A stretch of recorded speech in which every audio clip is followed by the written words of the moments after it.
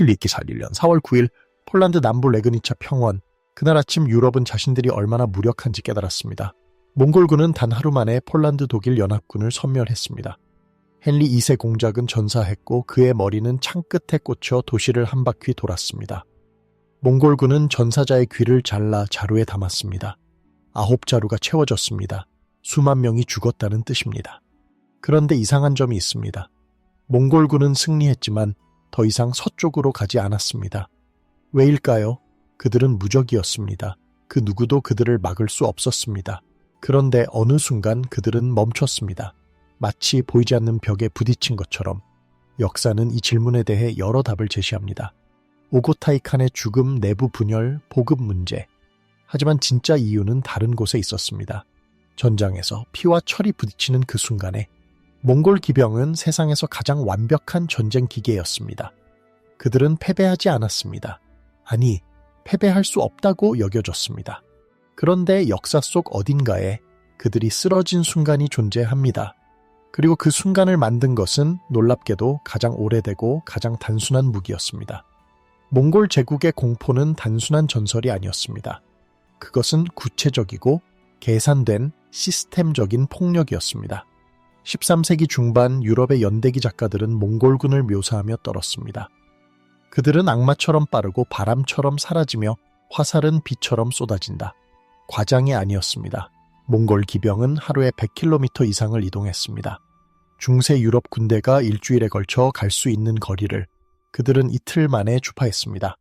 적이 방어선을 구축하기도 전에 나타났고 반격을 준비하기도 전에 사라졌습니다. 도시들은 싸우기도 전에 항복했습니다. 왜냐하면 저항한 도시가 어떻게 되는지 모두가 알았기 때문입니다. 메르브, 니샤푸르, 바그다드, 이 이름들은 학살의 동의어가 되었습니다. 몽골군은 항복하지 않은 도시를 점령하면 모든 주민을 학살했습니다. 남자, 여자, 아이, 노인, 심지어 개와 고양이까지.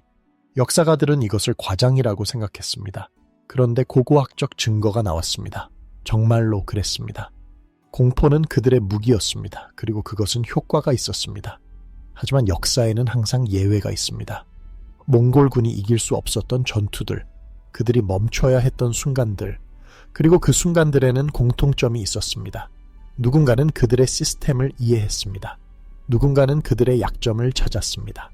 그리고 누군가는 가장 예상하지 못한 방법으로 그들을 격퇴했습니다. 이 이야기는 그 누군가에 대한 것입니다. 그리고 그들이 사용한 무기에 대한 것입니다. 도끼, 그렇습니다. 도끼입니다. 청동기 시대부터 인류가 사용해온 가장 오래되고 가장 단순한 무기, 그것이 세계 최강의 기병대를 무릎 꿇린 비밀이었습니다. 몽골 전쟁 기계를 이해하려면 먼저 그들이 무엇으로 구성되어 있는지 알아야 합니다. 몽골군은 기병으로만 이루어진 군대가 아니었습니다. 정확히 말하자면 모든 병사가 기병이었지만 그들은 두 종류로 나뉘었습니다. 중기병과 경기병. 비율은 대략 40대 60이었습니다. 경기병은 가볍게 무장했습니다. 가죽 갑옷, 때로는 갑옷도 없이 그냥 두꺼운 옷만 입고 싸웠습니다. 그들의 주무기는 복합군기였습니다. 그들은 정찰을 했고 적을 괴롭혔고 유인했습니다. 중기병은 달랐습니다. 그들은 라멜라 갑옷을 입었습니다. 작은 철판을 가죽 끈으로 엮어 만든 유연하면서도 튼튼한 갑옷. 그들도 복합궁을 사용했지만 동시에 창, 칼, 철퇴를 휴대했습니다. 그들은 결정적인 순간에 투입되는 타격 부대였습니다. 하지만 진짜 중요한 것은 말이었습니다. 각 병사는 최소 3마리, 많게는 5마리의 말을 끌고 다녔습니다. 이것이 핵심입니다. 말이 지치면 바꿔 탔습니다.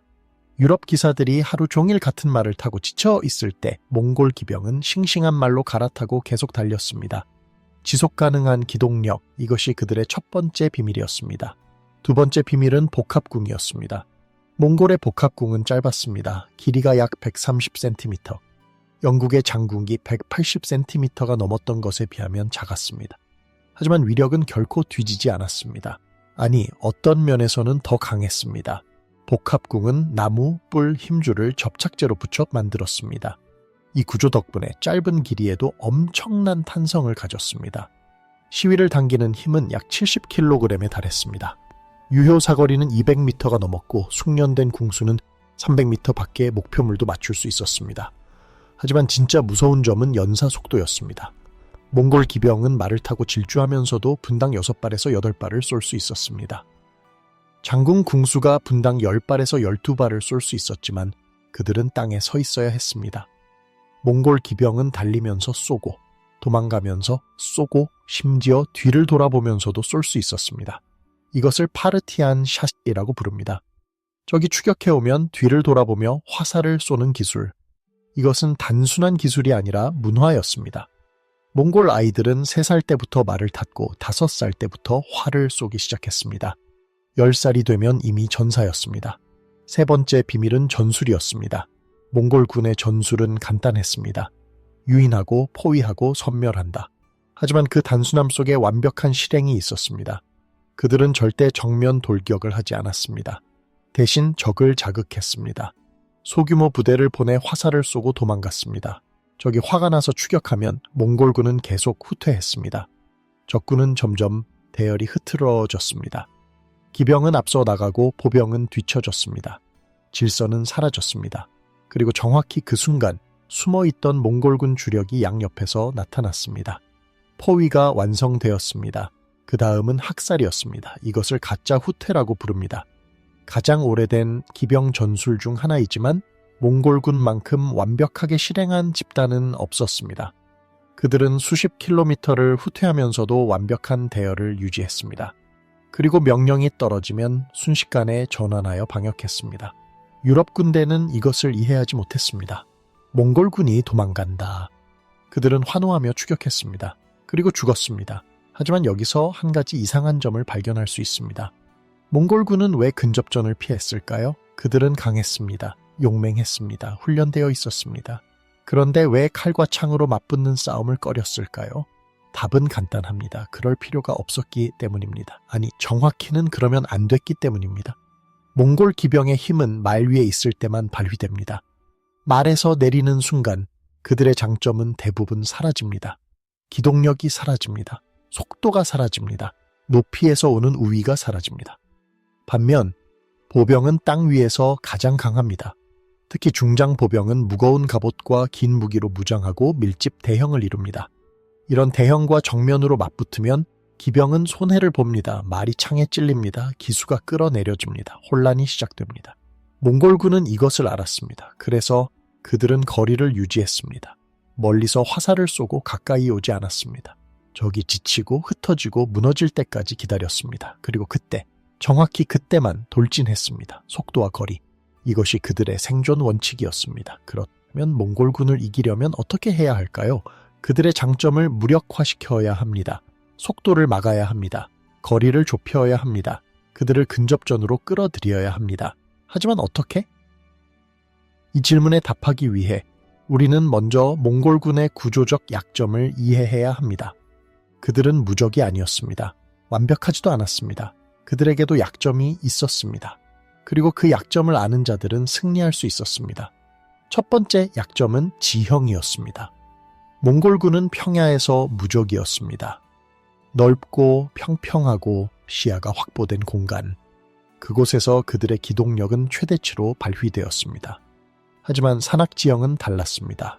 좁은 계곡, 가파른 비탈, 울창한 숲, 이런 곳에서는 말이 빠르게 움직일 수 없습니다. 대형을 유지할 수 없습니다. 시야가 차단되어 정찰이 불가능합니다. 몽골군은 이런 지형을 싫어했습니다. 실제로 그들은 산악지역을 침공할 때 엄청난 어려움을 겪었습니다. 베트남 북부의 정글 지대에서 그들은 고전했습니다. 일본 원정에서는 해안 지형과 날씨 때문에 패배했습니다. 헝가리 침공 이후 알프스를 넘지 못한 것도 같은 이유였습니다. 평지가 끝나는 곳에서 몽골의 힘도 끝났습니다. 두 번째 약점은 보급이었습니다. 몽골군의 가장 큰 자산은 말이었습니다. 하지만 동시에 가장 큰 부담이기도 했습니다. 말은 엄청난 양의 먹이를 필요로 합니다. 하루에 10kg 이상의 풀이나 곡물이 필요합니다. 병사 한 명이 3마리의 말을 끌고 다닌다면 하루에 30kg의 사료가 필요합니다.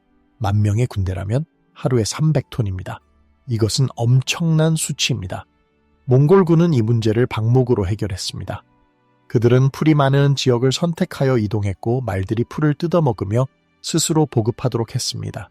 하지만 이것은 계절과 지역의 제약을 받았습니다. 겨울에는 풀이 없습니다. 사막에도 풀이 없습니다. 그리고 포이전이 장기화되면 말들은 굶어 죽기 시작했습니다. 말이 죽으면 군대는 움직일 수 없습니다. 몽골 제국의 서진이 멈춘 이유 중 하나가 바로 이것이었습니다. 유럽은 춥고 숲이 많고 방목할 공간이 부족했습니다. 세 번째 약점은 보병의 부재였습니다.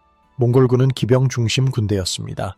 보병도 있었지만 그들은 대부분 정복당한 민족 출신이었습니다. 중국인, 페르시아인, 러시아인. 이들은 공성전이나 점령지 유지에 사용되었지만 핵심 전투에서는 거의 쓰이지 않았습니다. 왜냐하면 몽골인들은 그들을 신뢰하지 않았기 때문입니다. 그리고 그들도 몽골인처럼 싸우지 못했습니다. 이것은 공성전에서 큰 약점이 되었습니다. 성벽을 공격하려면 보병이 필요합니다.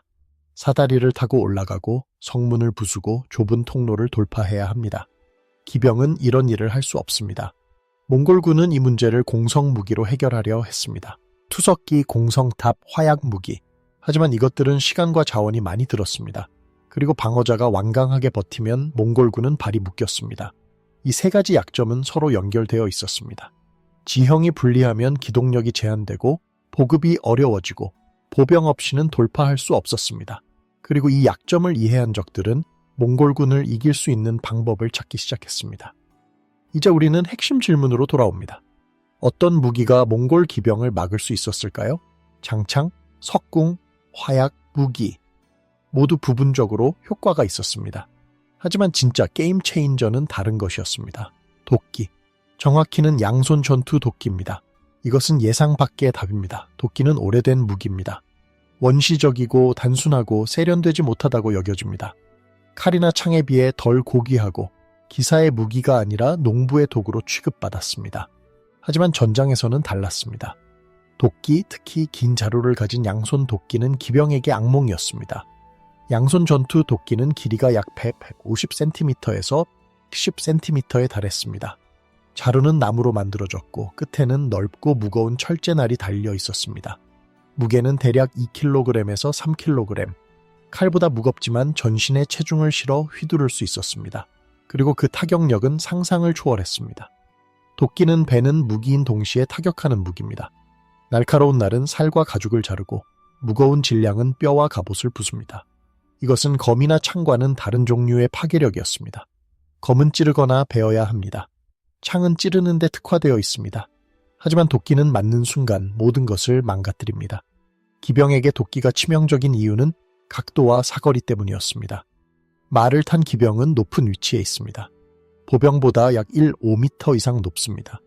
칼이나 짧은 창으로는 기병을 공격하기 어렵습니다. 하지만 긴 자루를 가진 도끼는 다릅니다. 보병은 도끼를 휘둘러 말의 머리, 목 또는 기병의 상체를 타격할 수 있습니다. 그리고 도끼의 무게와 관성 때문에 그 타격은 엄청난 힘을 전달합니다. 기병이 갑옷을 입고 있어도 소용없습니다. 도끼는 갑옷을 뚫지 못할 수도 있습니다. 하지만 뚫을 필요가 없습니다. 타격의 충격만으로도 내부 장기를 손상시키고 뼈를 부러뜨리고 기병을 말에서 떨어뜨릴 수 있습니다. 몽골군이 입었던 라멜라 갑옷은 이런 타격에 특히 취약했습니다. 라멜라 갑옷은 작은 철판을 가죽 끈으로 엮어 만들었습니다. 이 구조는 유연성을 제공했고 화살이나 칼날에 대한 방어력도 우수했습니다. 하지만 타격에는 약했습니다. 도끼가 라멜라 갑옷을 때리면 철판들이 휘어지거나 부러지면서 충격을 흡수하지 못했습니다. 대신 충격은 그대로 몸으로 전달되었습니다. 갈비뼈가 부러집니다. 내장이 파열됩니다. 기병은 즉사하지 않을 수도 있지만 전투 불능 상태가 됩니다. 그리고 전장에서 전투 불능은 곧 죽음을 의미했습니다. 하지만 도끼의 진짜 목표는 기병이 아니었습니다. 말이었습니다. 말은 몽골군의 생명선이었습니다. 말 없이는 몽골 기병이 아니었습니다. 그리고 말은 갑옷을 입지 않았습니다. 아니, 정확히는 대부분의 경우 입지 않았습니다. 일부 중기병의 말은 머리와 가슴에 간단한 보호구를 착용했지만 다리와 목은 여전히 노출되어 있었습니다. 그리고 이것이 치명적인 약점이었습니다. 도끼로 말의 다리를 공격하면 말은 쓰러집니다. 다리뼈가 부러지면 말은 다시 일어설 수 없습니다. 목을 공격하면 즉사합니다. 가슴을 공격하면 내부 출혈로 죽습니다. 말이 쓰러지면 기병도 쓰러집니다. 그리고 땅에 떨어진 기병은 이미 전투에서 졌습니다. 주변은 적으로 가득하고 일어서기도 전에 공격받습니다. 설령 일어선다 해도 말 없는 기병은 그냥 보병일 뿐입니다. 그것도 보병으로 훈련받지 못한 어색한 보병입니다. 그렇다면 도끼를 든 보병은 어떻게 싸워야 했을까요? 몽골 기병은 빠릅니다. 거리를 유지하며 화살을 쏩니다. 가까이 오지 않습니다. 도끼는 근접 무기입니다. 저기 가까이 와야 쓸 수 있습니다. 어떻게 그들을 가까이 오게 만들 수 있을까요? 답은 역설적입니다. 움직이지 않는 것입니다. 절대로 추격하지 않습니다. 절대로 대열을 흩뜨리지 않습니다. 그냥 서 있습니다. 밀집 대형을 유지하고 방패를 들고 도끼를 준비하고 기다립니다. 이것이 몽골군에게 가장 무서운 전술이었습니다. 몽골군의 전술은 적을 움직이게 만드는 것에 기반했습니다. 유인하고 흩뜨리고 포위합니다. 하지만 적이 움직이지 않으면 유인이 통하지 않습니다. 몽골군은 멀리서 화살을 쏩니다. 하지만 보병이 방패로 몸을 가리고 밀집해 있으면 화살의 효과는 제한적입니다. 일부는 방패에 박힙니다. 일부는 갑옷에 튕겨나갑니다. 물론 사상자는 발생합니다. 하지만 대열은 무너지지 않습니다. 몽골군은 계속 화살을 쏩니다. 하지만 화살은 무한하지 않습니다. 각 기병은 약 60발에서 100발의 화살을 휴대했습니다. 그것을 다 쓰면 더 이상 웡어리 공격을 할 수 없습니다. 이제 선택지가 둘밖에 남지 않습니다. 후퇴하거나 돌격하거나 후퇴하면 전투에서 진 것입니다. 몽골군의 명성은 승리에 기반했습니다. 패배는 사기를 꺾고 적에게 희망을 줍니다. 그리고 보급 문제가 있는 상황에서 시간은 몽골군의 편이 아닙니다. 그렇다면 돌격해야 합니다. 하지만 밀집한 보병 대열로 돌격하는 것은 자살 행위입니다. 특히 그들이 긴 무기를 들고 있다면 말은 본능적으로 장애물을 피하려 합니다. 창이나 도끼가 빽빽이 늘어선 대열을 보면 말은 주저합니다. 기수가 박차를 가해도 말은 속도를 줄입니다. 그리고 속도가 줄어든 기병 돌격은 힘이 없습니다. 오히려 보병의 표적이 됩니다. 도끼가 휘둘러집니다. 말이 쓰러집니다. 기병이 떨어집니다. 혼란이 시작됩니다. 이것이 몽골군의 딜레마였습니다. 멀리서 쏘면 효과가 없고 가까이 가면 위험합니다. 결국 선택지가 사라집니다. 그리고 선택지가 없는 군대는 이미 패배한 것입니다. 심리전도 역전됩니다. 몽골군의 가장 큰 무기는 공포였습니다. 그들이 나타나면 적은 떨었습니다. 하지만 밀집 대형이 무너지지 않으면 공포는 반대쪽으로 흐릅니다. 몽골 기병들은 생각합니다. 왜 저들은 도망가지 않는가? 왜 저들은 무너지지 않는가? 의심이 생깁니다. 불안이 퍼집니다. 그리고 돌격하지 못하는 기병은 무용지물입니다. 역사에는 이런 전술이 성공한 사례들이 있습니다. 그리고 그중 가장 극적인 사례는 1560년 9월 3일 팔레스타인의 한 계곡에서 벌어졌습니다. 하지만 그 이야기를 하기 전에 우리는 먼저 실패한 사례를 봐야 합니다. 왜냐하면 실패는 성공보다 많은 것을 가르쳐주기 때문입니다. 1241년 4월 9일 레그니차 전투. 폴란드 남부 헨리 2세 공작이 이끄는 폴란드 독일 연합군이 몽골군과 맞붙었습니다. 연합군의 규모는 약 2만 명에서 2만 5천 명으로 추정됩니다. 폴란드 기사들, 독일 기사단, 성직 기사단, 그리고 보병들. 장비는 좋았습니다. 사기도 높았습니다. 그들은 크리스트교를 지키기 위해 싸웠습니다. 하지만 그들은 몽골군을 이해하지 못했습니다. 전투는 아침에 시작되었습니다. 몽골군은 전형적인 전술을 사용했습니다. 소규모 경기병 부대를 보내 화살을 쏘고 후퇴했습니다. 폴란드 기사들은 격분했습니다. 겁쟁이들이 도망간다. 그들은 추격 명령을 내렸습니다. 헨리 2세는 말렸습니다.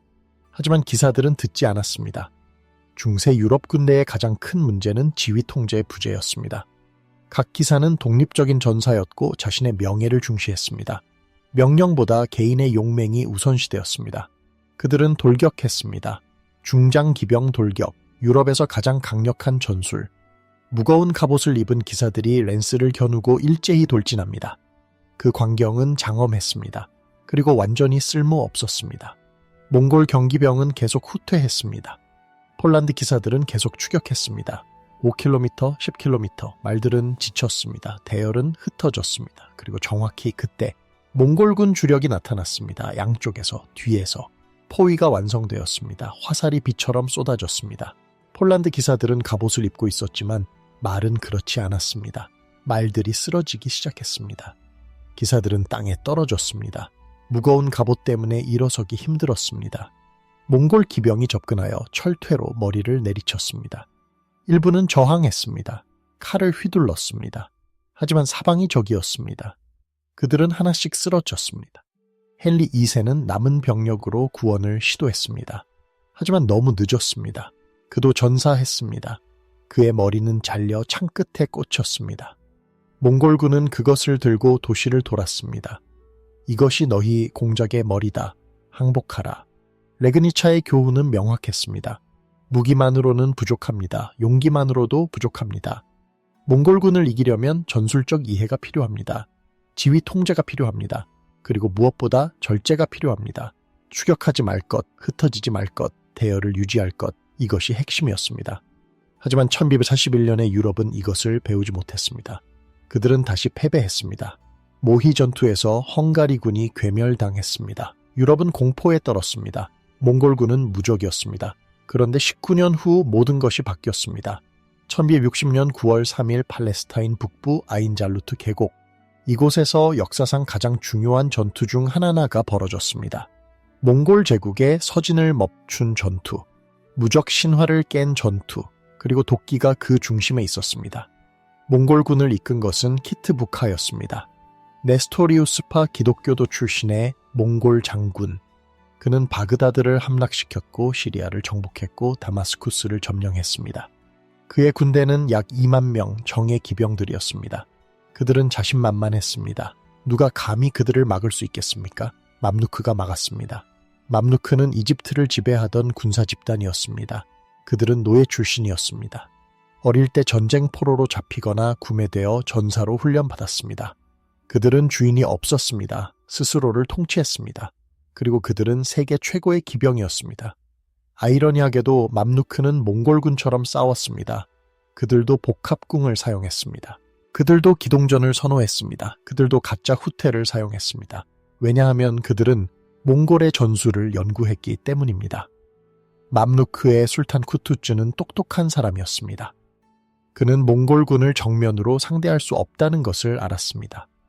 평야에서 싸우면 집니다. 그래서 그는 지형을 선택했습니다. 아인잘루트는 좁은 계곡이었습니다. 양쪽이 언덕으로 둘러싸여 있었습니다. 넓은 기동이 불가능한 지형, 완벽한 매복 장소. 쿠투즈는 소규모 부대를 계곡 입구에 배치했습니다.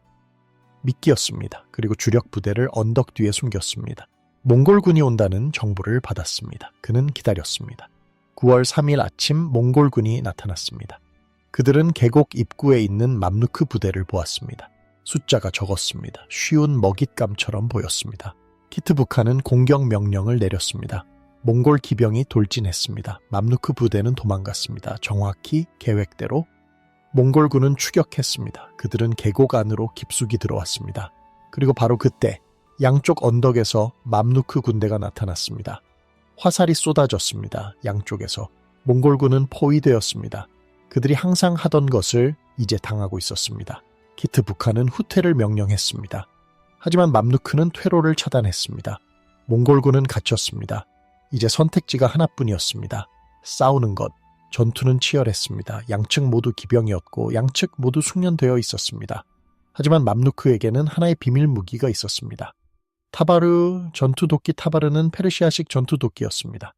양손 도끼만큼 크지는 않았지만 한 손으로 휘두를 수 있을 만큼 가벼웠습니다. 길이는 약 60cm에서 80cm. 날은 초승달 모양으로 휘어져 있었고 끝은 뾰족했습니다. 배기와 찌르기를 동시에 할 수 있었습니다. 그리고 중요한 것은 말 위에서 사용할 수 있었다는 점입니다. 맘루크 기병은 한 손에는 방패나 곱비를, 다른 손에는 타바르를 들었습니다. 근접전이 벌어지면 그들은 타바르를 휘둘렀습니다. 몽골 기병의 라멜라 갑옷은 타바르 앞에서 무력했습니다. 날카로운 날이 갑옷의 틈새를 파고들었습니다. 무거운 타격이 갑옷 위로 충격을 전달했습니다. 몽골 기병들은 쓰러지기 시작했습니다. 하지만 진짜 게임 체인저는 다른 것이었습니다. 화기. 맘루크는 초기 화약 무기를 사용했습니다. 정확한 형태는 불분명하지만 아마도 화약을 채운 대나무나 철제관이었을 것입니다. 손으로 던지거나 발사하여 폭발시켰습니다. 살상력은 크지 않았습니다. 하지만 소음과 불꽃은 엄청났습니다. 말들이 공포에 질렸습니다. 몽골군의 가장 큰 자산인 말들이 통제 불능 상태가 되었습니다. 말들은 뛰어올랐습니다. 주인을 떨어뜨렸습니다. 서로 부딪혔습니다. 대열이 무너졌습니다. 쿠투츠는 이 순간을 놓치지 않았습니다. 그는 숨겨둔 예비부대를 투입했습니다. 신선한 병력이 혼란스러운 몽골군에게 돌진했습니다. 타바라가 휘둘러졌습니다. 창이 찔렀습니다. 칼이 베었습니다. 몽골군은 저항했습니다. 그들은 용감했습니다. 키트 북한은 끝까지 싸웠습니다. 하지만 숫자가 불리했습니다. 지형이 불리했습니다. 그리고 무엇보다 전술적 우위를 잃었습니다. 전투는 몇 시간 동안 계속되었습니다. 해가 질 무렵 몽골군은 괴멸했습니다. 키트 북한은 전사했습니다. 살아남은 자들은 도망갔습니다. 역사상 처음으로 몽골군이 야전에서 완패했습니다. 아인잘루트의 의미는 단순한 전술적 승리를 넘어섰습니다. 그것은 신화의 종말이었습니다. 몽골군은 무적이 아니었습니다. 그들도 질 수 있었습니다. 그들도 피를 흘렸습니다. 그들도 도망갔습니다. 이 소식은 빠르게 퍼졌습니다. 중동 전역에 유럽까지 사람들은 충격을 받았습니다. 그리고 희망을 얻었습니다. 만약 맘루크가 이길 수 있다면 다른 이들도 이길 수 있습니다. 아인잘루트 이후 몽골 제국의 서진은 멈췄습니다. 그들은 다시 시리아를 침공하려 했지만 실패했습니다. 맘루크는 계속 저항했습니다. 그리고 결국 몽골군은 포기했습니다. 일칸국이 세워졌지만 그것은 독립적인 국가였고 더 이상 서쪽으로 확장하지 않았습니다. 전쟁 양상도 바뀌었습니다. 유럽과 중동의 군대들은 몽골의 전술을 연구하기 시작했습니다. 기병을 상대하는 법을 배웠습니다. 밀집 대형의 중요성을 깨달았습니다. 장병기, 특히 도끼와 할버드의 가치를 재발견했습니다. 14세기와 15세기 유럽의 보병 부대들은 점점 더 강력해졌습니다. 스위스 파이크맨, 플랑드르 민병대, 후스파 전사들. 그들은 모두 긴 무기로 무장하고 밀집 대형으로 싸웠습니다. 그리고 그들은 기병을 이겼습니다. 몽골 패배의 진짜 교훈은 무엇이었을까요? 그것은 무기의 우위가 아니었습니다. 맘루크의 타바르는 특별한 무기가 아니었습니다. 도끼는 수천 년 동안 존재했던 무기입니다. 화약 무기도 결정적이지 않았습니다. 그것은 보조적인 역할만 했습니다. 진짜 승리의 요인은 이해였습니다. 쿠투즈는 몽골군을 이해했습니다. 그들의 강점을 알았습니다. 그리고 더 중요하게 그들의 약점을 알았습니다.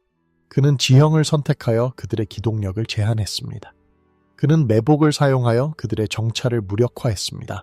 그는 같은 전술을 사용하여 그들의 심리전을 역이용했습니다. 그리고 근접전에서 그는 그들의 갑옷과 말의 약점을 공략했습니다. 이것이 전략입니다. 전쟁은 단순히 병력과 무기의 대결이 아닙니다. 그것은 시스템과 시스템의 대결입니다. 이해와 이해의 대결입니다. 더 잘 이해한 쪽이 이깁니다. 도끼는 상징이었습니다. 그것은 근접전의 상징이었고 보병의 부활을 상징했고 기병시대의 종말을 예고했습니다. 하지만 진짜 무기는 도끼가 아니었습니다. 진짜 무기는 전술적 통찰이었습니다. 적의 시스템을 분해하고 약점을 찾고 그것을 공략하는 능력, 이것이 승리를 만들었습니다. 오늘날에도 이 교훈은 유효합니다. 기술이 발전하고 무기가 변하고 전쟁의 형태가 바뀌어도 핵심 원리는 같습니다. 강력한 시스템도 약점이 있습니다. 무적처럼 보이는 적도 취약점이 있습니다. 그것을 찾아낼 수 있는가, 그것을 공략할 수 있는가, 이것이 승패를 가릅니다. 역사는 힘이 아니라 이해한 자의 편에 섭니다. 몽골 제국은 강력했습니다. 하지만 그들을 이해한 자들은 더 강력했습니다. 그들은 도끼를 들었습니다. 밀집 대형을 만들었습니다. 움직이지 않았습니다. 그리고 이겼습니다. 이것이 아인잘루트의 진짜 의미입니다. 이것이 도끼라는 무기가 우리에게 가르쳐주는 것입니다. 답은 항상 예상 밖의 곳에 있습니다. 가장 오래된 것이 가장 효과적일 수 있습니다. 가장 단순한 것이 가장 치명적일 수 있습니다. 중요한 것은 무기 자체가 아니라 그것을 어떻게 사용하는가입니다. 그리고 왜 사용하는가입니다. 그런데 아인잘루트 이후 정말로 흥미로운 일이 벌어졌습니다. 몽골 제국 내부에서 일어난 일입니다. 역사가들은 이것을 잘 이야기하지 않지만 사실 이것이야말로 가장 중요한 변화였습니다. 처음으로 몽골 제국은 패배를 분석해야 하는 존재가 되었습니다. 이것이 무엇을 의미하는지 이해하려면 우리는 몽골의 정신세계로 들어가야 합니다. 그들에게 전쟁은 단순한 정복 행위가 아니었습니다. 그것은 신성한 사명이었습니다. 텅그리, 하늘의 신이 그들에게 세계를 주었다고 믿었습니다. 그들의 승리는 신의 뜻이었습니다. 패배는 상상할 수 없는 것이었습니다. 그런데 키트 부카가 죽었습니다. 2만 명의 정예 기병이 괴멸했습니다. 이것을 어떻게 설명할 수 있을까요? 아인잘루트 이후 몽골 장수들이 보낸 보고서를 보면 그 안에 흐르는 불안감을 느낄 수 있습니다. 물론 원본은 대부분 소실되었지만 후대의 역사 기록에서 그 흔적을 찾을 수 있습니다. 그들은 더 이상 확신에 차 있지 않았습니다. 적의 숫자가 많았다. 지형이 불리했다. 보급이 부족했다. 변명이 시작되었습니다. 하지만 진짜 문제는 더 깊은 곳에 있었습니다. 그들은 깨닫기 시작했습니다. 우리는 더 이상 모든 전장을 지배하지 않는다고. 기병 중심 전술은 완벽하지 않다고. 평야에서는 여전히 무적이었습니다. 하지만 산에서는, 숲에서는, 요새화된 도시에서는, 협곡에서는 그곳에서 그들은 취약했습니다. 이것은 단순한 전술적 문제가 아니었습니다. 그것은 정체성의 위기였습니다. 몽골 제국은 변화를 시작했습니다. 천천히, 조심스럽게, 하지만 확실하게. 그들은 보병의 중요성을 재평가하기 시작했습니다. 더 이상 정복민 출신 병사들을 단순한 소모품으로 취급하지 않았습니다. 훈련을 시켰습니다. 조직화했습니다. 요새 공격 기술을 발전시켰습니다. 중국의 공성 무기 전문가들을 고용했습니다. 화약 기술을 도입했습니다. 그들은 여전히 기병 제국이었습니다. 하지만 이제 그것만으로는 충분하지 않다는 것을 알았습니다. 전통적인 몽골 전쟁 교리는 절대적 진리에서 상황 의존적 도구로 격화되었습니다. 이것은 엄청난 변화였습니다. 왜냐하면 인정이었기 때문입니다. 우리도 틀릴 수 있다는, 우리도 배워야 한다는, 우리도 변화해야 한다는 아인잘루트의 진짜 의미는 바로 여기에 있었습니다. 몽골은 패배 그 자체보다 패배할 수 있다는 사실을 처음으로 배웠습니다. 그리고 그 교훈은 제국 전체를 바꾸기 시작했습니다. 하지만 배움은 한쪽만의 것이 아니었습니다. 유럽과 이슬람 세계도 귀중한 교훈을 얻었습니다. 그리고 그 교훈은 이후 수백 년 동안 군사 전술의 발전 방향을 결정했습니다. 유럽은 충격을 받았습니다. 레그니차와 모이에서의 패배는 트라우마로 남았습니다. 그들의 자랑스러운 기사도는 무력했습니다. 중장 기병 돌격은 쓸모없었습니다. 몽골의 화살비 앞에서 그들의 명예는 아무 의미가 없었습니다. 하지만 아인잘루트의 소식이 전해지면서 무언가가 바뀌기 시작했습니다. 희망이 생겼습니다. 만약 맘루크가 이길 수 있다면 우리도 이길 수 있습니다. 하지만 어떻게? 유럽의 군사 사상가들은 연구하기 시작했습니다. 그들은 보병을 재평가했습니다. 중세 초기 이후 계속 무시당하던 보병이 다시 주목받기 시작했습니다. 플랑드르의 민병대가 프랑스 기사들을 격파한 쿠르트레 전투가 있었습니다. 스위스 파이크맨들이 합스부르크의 기병을 무릎 꿇린 모르가르텐 전투가 있었습니다. 공통점이 있었습니다. 장창, 밀집 대형, 그리고 움직이지 않는 용기. 장창과 파이크는 점점 더 길어졌습니다. 4m, 5m, 어떤 것은 6m에 달했습니다. 왜냐하면 길이가 곧 생존이었기 때문입니다. 기병이 가까이 오기 전에 막아야 했습니다. 중보병 대형이 발전했습니다. 밀집 대형은 단순히 빽빽이 모여있는 것이 아니었습니다. 그것은 정교한 시스템이었습니다. 앞줄은 창을 전방으로 내밀었습니다. 뒷줄은 위로 기울여 들었습니다. 창들이 겹겹이 쌓여 움직이는 성벽을 만들었습니다. 그 뒤에는 할버드를 든 병사들이 섰습니다. 창이 부러지면 그들이 전진했습니다. 그리고 가장 중요한 교훈이 있었습니다. 기병은 무적이 아니다. 이것은 혁명적인 인식이었습니다. 수백 년 동안 유럽에서 기병, 특히 기사는 전장의 왕이었습니다. 사회적으로도 최상위였습니다. 군사적으로도 최강이었습니다. 하지만 이제 사람들은 알았습니다. 제대로 훈련된 보병은 기병을 이길 수 있다고. 제대로 된 전술을 사용하면 가능하다고. 이슬람 세계의 변화는 더욱 구체적이었습니다. 맘루크는 단순히 한 번 이긴 것에 만족하지 않았습니다. 그들은 시스템화했습니다. 아인잘루트의 전술을 분석하고 기록하고 교범으로 만들었습니다. 맘루크 훈련 체계는 당시 세계에서 가장 정교한 것이었습니다. 어린 나이에 선발된 맘루크 후보들은 10년 이상의 훈련을 받았습니다. 궁술, 승마, 검술, 창술, 그리고 도끼술. 그들은 모든 무기를 다룰 수 있었습니다. 하지만 단순히 개인 기량만 훈련한 것이 아니었습니다. 집단 전술도 가르쳤습니다. 대형 유지, 명령 체계, 신호 체계. 그들은 유럽의 기사들처럼 개인적 명예를 추구하지 않았습니다. 그들은 하나의 기계처럼 움직였습니다. 몽골군처럼 아니 어떤 면에서는 더 나았습니다. 왜냐하면 그들은 몽골의 장점을 습득하면서도 몽골의 약점을 보완했기 때문입니다. 혼합병과 전술이 정착되었습니다. 기병만으로는 부족합니다. 보병도 필요합니다. 궁수도 필요합니다. 공성 무기도 필요합니다. 이것들을 조화롭게 사용하는 것, 그것이 진정한 군사력입니다. 유럽과 이슬람 세계의 교훈에는 공통점이 있었습니다. 속도보다 통제가 중요하다.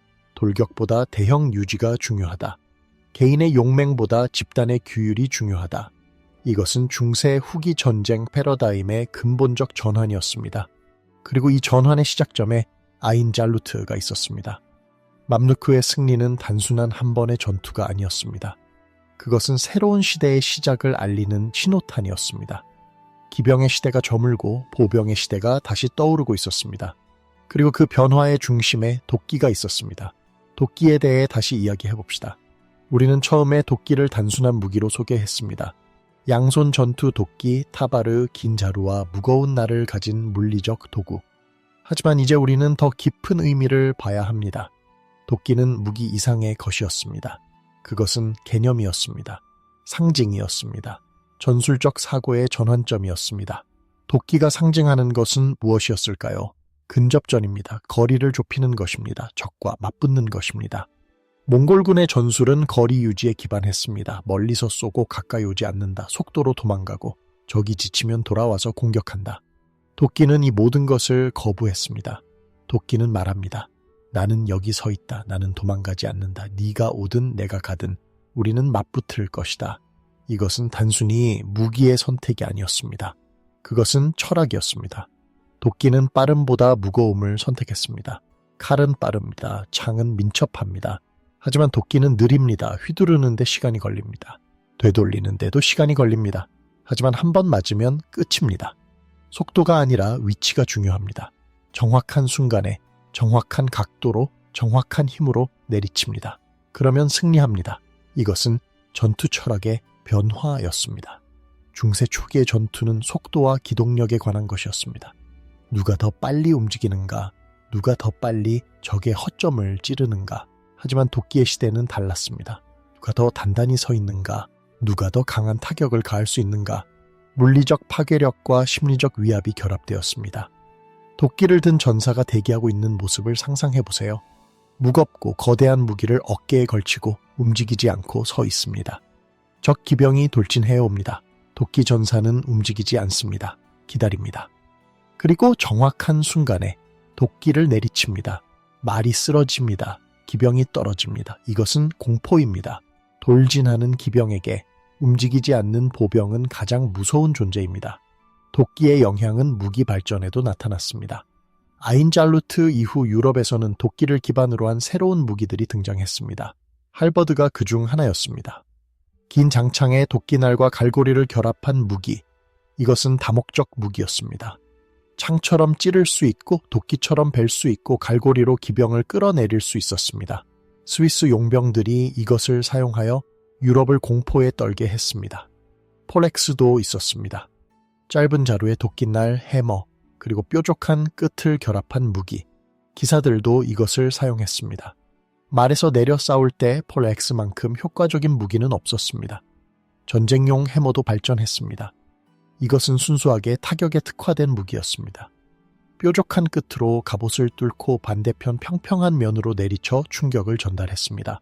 공통점이 있었습니다. 모두 관통이 아니라 충격을 주는 무기들이었습니다. 이것은 갑옷 기술의 발전과도 관련이 있었습니다. 14세기와 15세기에 판금 갑옷이 발전했습니다. 라멜라나 체인메일보다 훨씬 강력한 방어력을 가진 갑옷, 칼이나 창으로는 뚫기 어려웠습니다. 하지만 도끼나 해머는 뚫을 필요가 없었습니다. 갑옷 위로 내리치면 안에 사람이 다쳤습니다. 뼈가 부러지고 내장이 손상되고 의식을 잃었습니다. 갑옷을 뚫지 못해도 승리할 수 있었습니다. 이것이 충격의 시대가 열린 배경이었습니다. 그리고 이 모든 것의 시작에 몽골을 멈춘 도끼가 있었습니다. 결국 몽골을 멈춘 것은 기술이 아니었습니다. 더 나은 금속이 아니었습니다. 더 날카로운 날이 아니었습니다. 그것은 사고방식의 전환이었습니다. 우리는 적의 게임을 하지 않는다. 우리는 우리의 게임을 한다. 제어기 빠르면 우리는 느리지만 강하다. 적이 도망가면 우리는 서 있는다. 적이 거리를 유지하면 우리는 거리를 좁힌다. 이것이 도끼의 철학이었습니다. 그리고 이것이 승리의 비결이었습니다.